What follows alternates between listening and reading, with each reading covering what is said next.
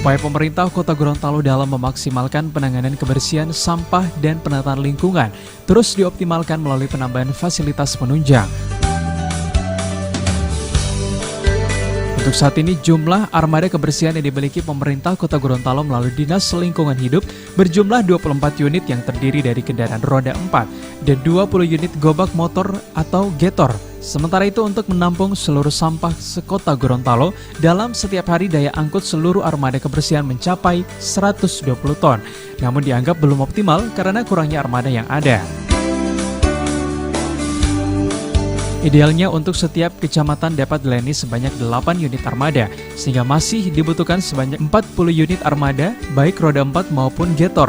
Menyikapi hal tersebut, pemerintah Kota Gorontalo akan melakukan penambahan armada yang dialokasikan melalui anggaran pemerintah daerah dan pemerintah pusat. Karena dengan jumlah personil dan mobil yang ada, tadi saya sampaikan, kita membutuhkan kurang lebih 15 kendaraan lagi untuk bisa mencukupi 40 kendaraan yang bisa kita maksimalkan. Jadi insya Allah sudah dijanji beliau, tahun ini kita mendapatkan 4 lagi. 2019 akan disahuti oleh Pak Wali, insya Allah kita doakan, dan ini bisa memenuhi apa diharapkan masyarakat saat ini. Idealnya dalam satu kecamatan itu berapa armada? Idealnya nanti kita akan coba bikin skema baru 2 kecamatan. Jadi kecamatan Kota Tengah dan Kota Selatan ini kita akan serahkan. Jadi kalau misalnya angkutannya kurang lebih untuk kecamatan itu 8 unit.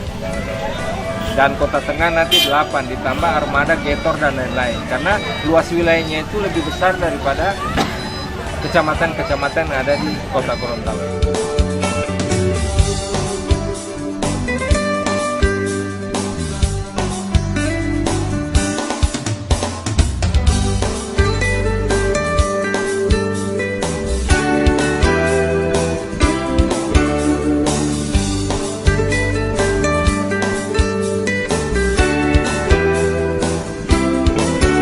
Tim Liputan Advitorial Mimosa TV.